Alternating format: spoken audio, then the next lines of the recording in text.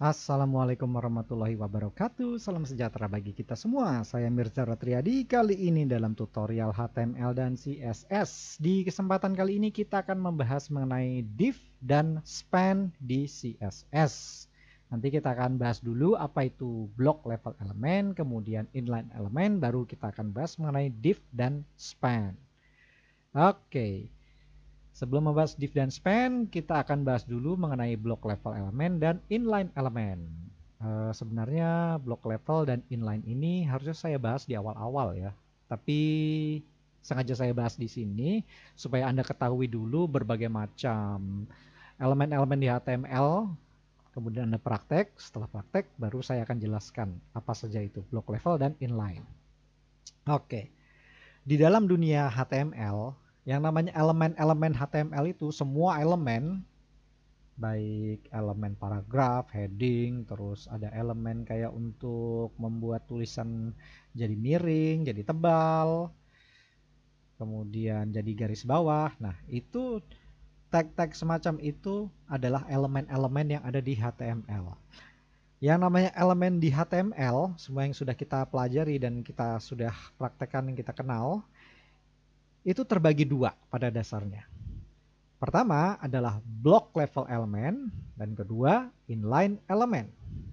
Block level element adalah blok yang berdiri sendiri, yang biasanya contohnya seperti paragraf. Paragraf, terus heading, kemudian tabel. Nah, ini ya lengkapnya nih. Seperti contohnya ya kayak form yang sudah pernah kita praktekkan, terus heading 1 sampai 6. Kemudian ada ordered list. Nah, ini OL kita membuat daftar, terus di dalamnya ada LI list. Nah, ini adalah elemen-elemen yang berdiri dengan sendirinya, yang biasanya ada pembuka dan penutupnya.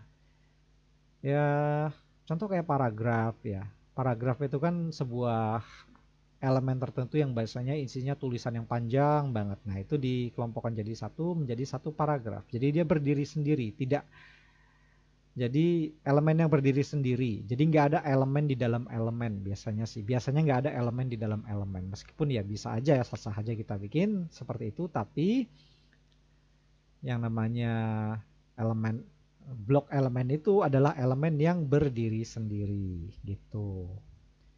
Terus kalau inline elemen seperti apa? Inline elemen itu elemen-elemen tambahan yang biasanya disisipkan ke dalam blok elemen.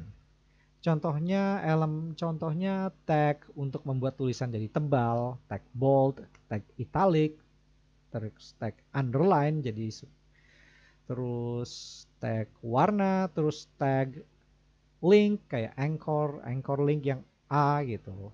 Yang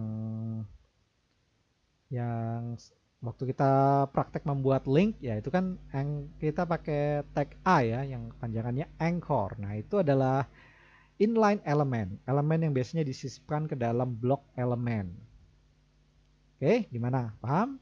Oke, saya harap Anda paham ya, dan mudah-mudahan Anda paham karena Anda sudah kenal kan beberapa elemen-elemen yang sudah pernah kita bahas di beberapa pertemuan sebelumnya. Nah, sekarang itu sebabnya saya terangkan di sini. Saya bagi dulu. Jadi kita harus tahu yang namanya elemen di HTML itu terbagi dua, yakni blok level elemen, dan kedua inline elemen. Blok elemen berdiri sendiri, inline elemen adalah elemen yang disisipkan. Biasanya disisipkan ke dalam blok level elemen. Gitu. Oke, paham ya? Oke, supaya lebih paham kita praktek. Kita praktek menggunakan div dan span. Apa itu div? Div artinya division atau pembagian. Tag div ini merupakan salah satu block level elemen. Div ini penting untuk dibahas karena gunanya untuk membagi elemen-elemen tertentu supaya bisa berdiri sendiri. Contoh gini, kita langsung praktek. Seperti apa penggunaan div? Oke, kita lihat di sini ada judul. Ya, di sini dalam tag body ini ada heading, terus ada paragraf, terus ada heading lagi yang isinya di bawahnya ada list, daftar. Oke, kayak ginilah misalnya ya. Nah, kita bisa satukan yang namanya heading dan paragraf ini menggunakan tag div. Contohnya gini, div. Nah, ini ada pembuka dan penutup. Penutupnya seperti biasa, kasih slash saja gitu. Nah, kemudian di bawah sini juga, mulai judul kedua sampai penutup dari ordered list ini, kita bisa bikin juga div. Nah, ini div. Nah, ini penutupnya, kita pindahin ke bawah. Pindahin deh ke bawah. Oke. Nah, jadi kita punya dua div, dua division. Pertama, isinya adalah heading dan paragraf yang ini, nah judul-judulan sama tulisan di sini. Yang kedua adalah judul kedua dan daftar ini, pertama, kedua, dan ketiga ini. Nah, ini. Jadi ada dua division, dua bagian. Terus apa yang kita bisa lakukan dengan div ini? Dengan div ini kita bisa memanage tampilan. Kita bisa bikin tampilan pada div yang di atas ini, yang pertama dan kedua ini bisa berlainan satu dengan yang lain. Sama seperti kita di praktek di beberapa pertemuan sebelumnya ya. Kita bisa gunakan style sheet CSS ini untuk memanipulasi tampilan di dalam div ini, masing-masing div ini. Jadi sekalipun si heading ini bisa kita ganti, kita bisa bikin style sendiri, paragrafnya juga bisa kita bikin style sendiri, tapi div ini ada gunanya juga untuk menyatukan semuanya ini. Semua ini disatukan supaya punya tampilan yang sama di dalam sini. Begitu juga div yang di bawah ini, kita bisa bikin supaya tampilannya seragam dari judul, dari heading, dan ordered list ini. Oke, caranya gini. Kita bisa gunakan ID atau class. Kita bisa pilih, misalnya kita mau gunakan ID. Kita masuk ke style sheet CSS-nya, kemudian kita buat ID, misalnya paragraf. Oke, paragraf. Oke, kemudian kita mau, misalnya saya mau ganti semua isi yang ada div ini supaya ukurannya teksnya lebih besar, misalnya. Font family-nya saya ubah, misalnya saya ganti jadi sans serif. Kemudian font size saya ganti misalnya 16 pixel. Kemudian colornya misalnya saya ganti hijau aja deh, green. Oke. Kemudian yang kedua, ini div yang kedua kita gunakan class. Kita nggak hanya menggunakan ID saja, kita bisa gunakan class pada tag div ini. Jadi kita buat sebuah class. Karena ini sebuah div, maka saya gunakan class div misalnya pertama. Nah, kasih nama bebas ya sebenarnya kalau saya pakai pertama. Oke, kemudian font family saya ganti jadi monospace misalnya. Oke, kemudian font size saya ganti jadi 20 pixel. Kemudian colornya saya ganti jadi misalnya apa yang enak itu purple, buat membedakan aja. Oke, terus cara menggunakan ID dan class ini ya sama aja, sama seperti pertemuan sebelumnya. Kita gunakan misalnya div ini, kita gunakan misalnya ID, kemudian dia langsung tahu kita punya ID namanya paragraf, masukkan aja sehingga tulisannya berubah. Nah, jadi warna hijau dan tipenya sans serif hurufnya gitu. Begitu juga dengan div yang kedua, kita gunakan classnya namanya pertama tadi ya, pertama. Nah, tulisannya berubah di sini yang judul kedua sampai list ini, jadi tipe hurufnya monospace dan ukurannya berapa tadi? Ukurannya 20 dan warnanya ungu. Gitu. Gampang ya penggunaan div ini? Gampang banget. Ya, ini cara penggunaan div. Kita bisa gunakan ID, kita bisa gunakan class gitu. Paham ya? Pasti paham dong. Gampang banget. Oke, itu tadi div ya. Itu contoh sederhana aja penggunaan div. Oke, kemudian kita bahas mengenai span. Kalau div itu adalah block level element. Kalau span adalah inline element. Seperti yang saya sebutkan sebelumnya, inline element adalah elemen yang bisa disisipkan dimanapun. Ke dalam block level element, ke dalam tulisan-tulisan atau paragraf tertentu, atau heading tertentu. Ya contohnya kayak misalnya gini deh. Contohnya saya seperti biasa, seperti yang sudah-sudah ya, kalau kita mau mengubah warna mengubah sebuah kata tertentu atau kalimat tertentu atau huruf tertentu di dalam sebuah artikel ini, di dalam paragraf ini, supaya tebal, kita kan biasanya pakai gini ya, bold ya. Bold. Nah, ini. Terus di sini bold lagi gitu. Simple ya. Tapi ada cara yang sebenarnya berguna banget.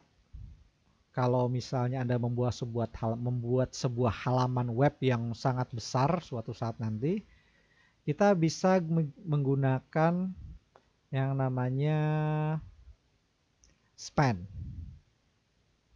Span itu sebuah perintah sebenarnya untuk menyisipkan suatu perintah tertentu. Jadi sebuah perintah untuk menyisip yang bisa disisipkan ke kode tertentu untuk memanipulasi tampilan.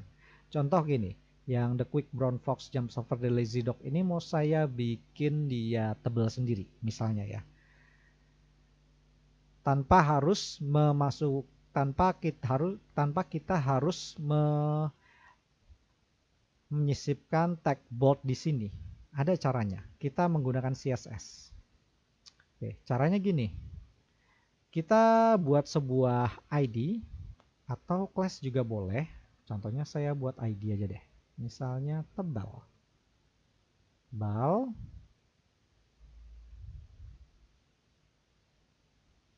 Kemudian font weight.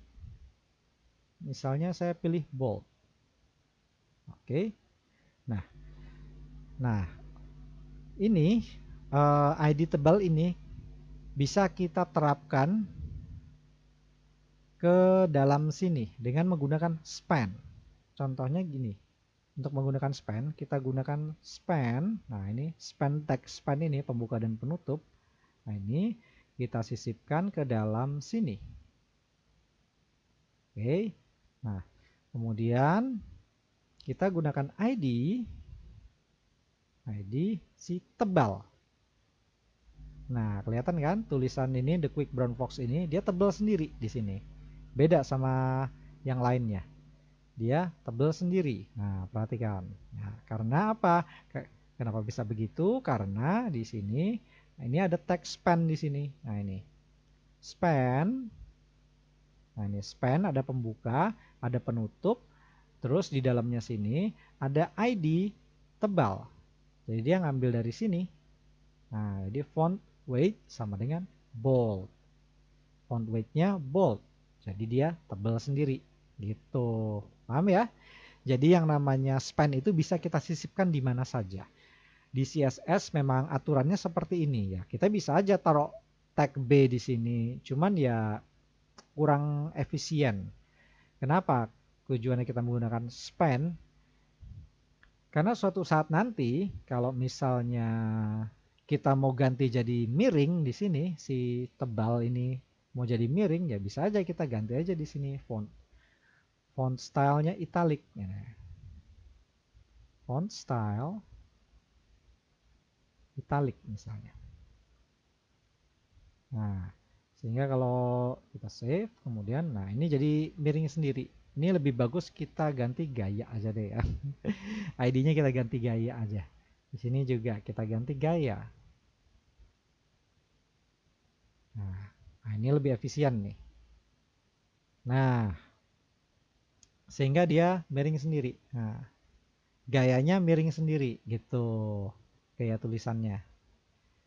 Sehingga suatu saat nanti kalau kita harus melakukan perubahan pada tampilan HTML-nya ini, kita nggak perlu ngedit HTML-nya. Misalnya si miring ini kita harus ganti jadi tebal.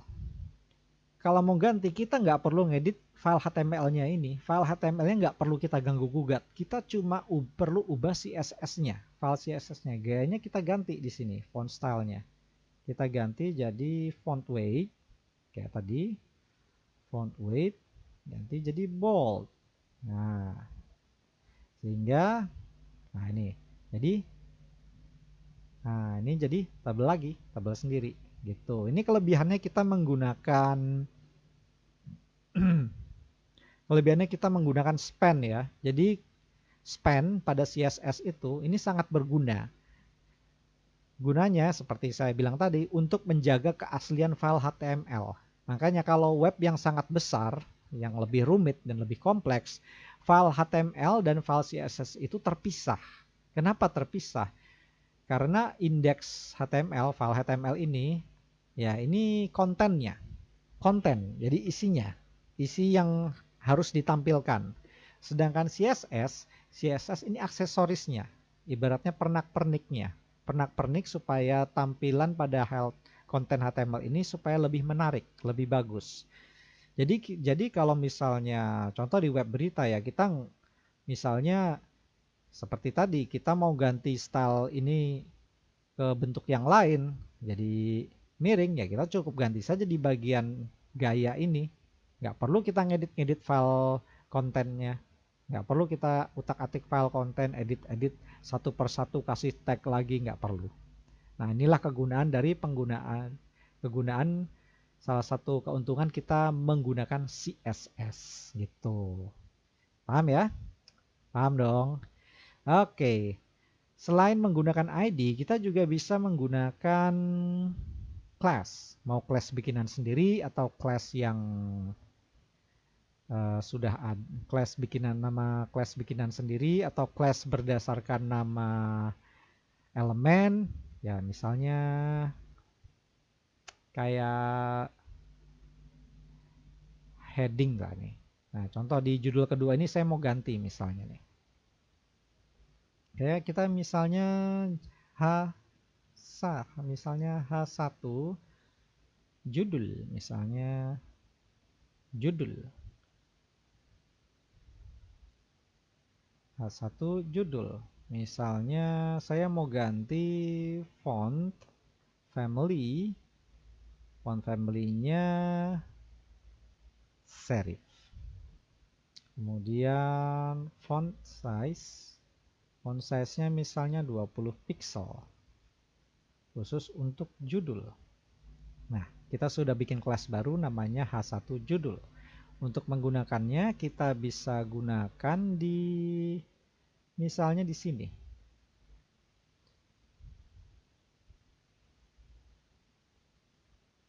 Kita gunakan span.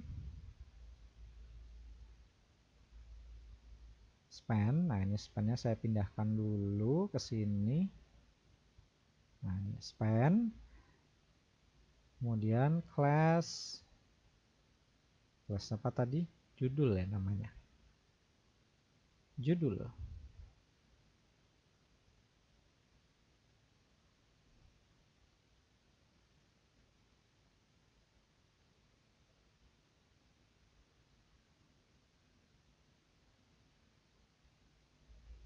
Class judul. Nggak berubah. Oke. Kenapa nggak berubah? Ya karena gini, dia di dalam div.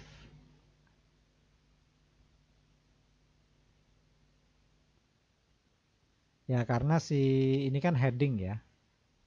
Heading ini tergabung di dalam div.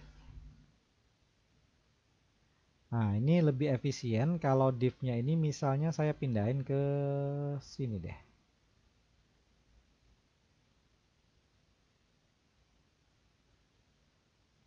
Nah, kalau ini saya hapus.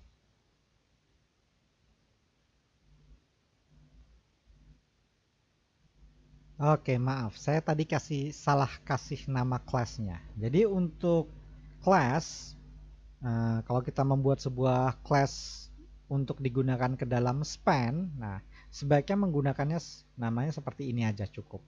Nah ini kita bikin kelas baru namanya judul. Ini kelas bikinan sendiri. Nah ini font family-nya serif, font size-nya 20, font style-nya italic.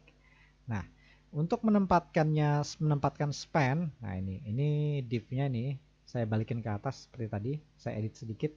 Nah, div-nya jadi satu kesatuan di sini, div ini. Nah, sekarang tulisan judul kedua ini jadi cetak miring. Cetak miring. Kenapa cetak miring? Karena saya taruh span di sini. Ini span sama kayak tadi yang di mana tadi? Nah, ini span ya. Span yang atas ini tadi kan menggunakan ID. Nah, kita gunakan class yang namanya judul. Sehingga judul kedua ini tulisannya jadi cetak miring. Nah, sama seperti di sini. Nah, sama seperti script CSS-nya di sini. Nah, kan dia italic gitu. Jadi intinya span ini adalah inline element. Dia bisa disisipkan di mana saja. Kita bisa taruh di kita bisa taruh di dalam heading, kita bisa taruh di dalam list ini juga bisa. Misalnya ketiga ini kita masukkan span juga. Span misalnya. Span ini span-nya saya pindahin ke sini. Nah, ini. Span ketiga. Nah, ini. Nah, ini belum ada namanya. Misalnya saya kasih isi.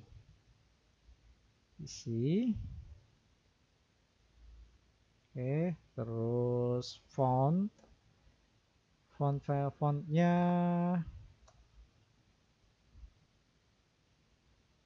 font stylenya saya ganti misalnya italic yang ini, yang isi. Oke, nah sekarang kita masukin kelasnya sini, kelas isi. Nah, sehingga tulisan ketiga ini, nah jadi cetak miring sendiri gitu. Ya, ini salah satu kegunaan menggunakan span di CSS. Jadi CSS ini berguna sekali.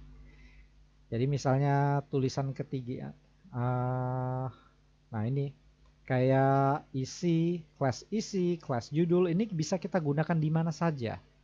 Karena dia ya namanya kelas bisa digunakan bisa digunakan di mana saja menggunakan tag span. Tag span ini, elemen span. Nah, kita bisa taruh span-nya di judul-judulan ini juga bisa, atau di kalimat seni tertentu juga bisa gitu.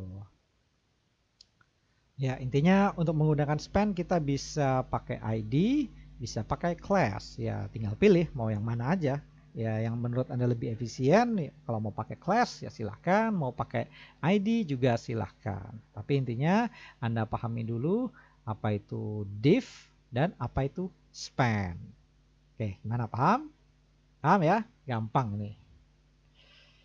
Oke, kalau Anda sudah paham dan menurut Anda gampang dipahami, supaya lebih paham, Anda silakan praktek dan utak-atik sendiri supaya Anda lebih paham dan lebih lancar.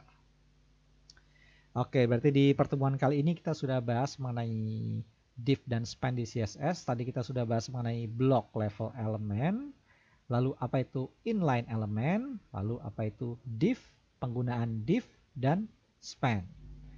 Oke, kalau begitu dari saya kali ini cukup sekian. Mohon maaf apabila ada kekurangan. Semoga penjelasan saya dapat berguna. Oh ya, jangan lupa subscribe kalau berkenan. Sampai jumpa di lain kesempatan dan wassalamualaikum.